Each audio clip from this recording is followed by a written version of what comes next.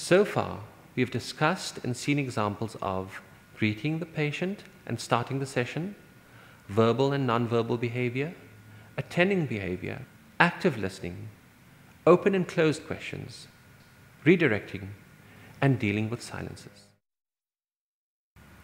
The final lesson for today is ethics in counseling.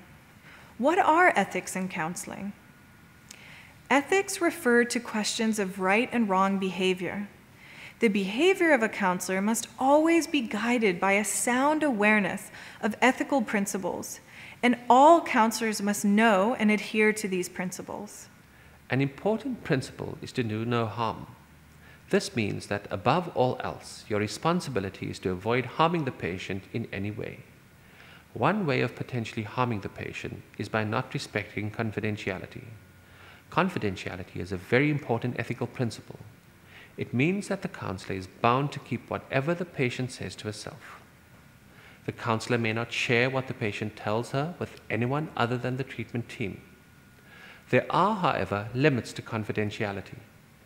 If a patient tells you she intends to harm herself, it is your responsibility to inform the doctor before the patient leaves the clinic. If a patient tells you she intends to harm someone else, and she specifies who the person is, it is your responsibility to inform the police of the threat. Confidentiality also applies to documents and records about the patient. You may not leave confidential records, such as patient files, lying around where others may see them.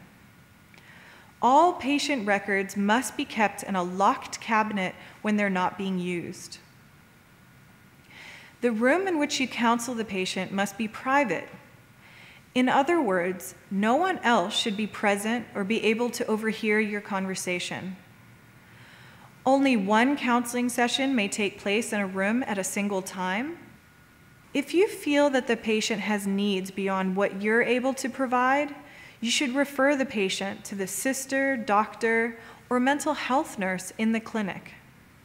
Also, if a patient asks you a question to which you do not know the answer, you should be honest and tell her you don't know, but you will find out from your supervisor.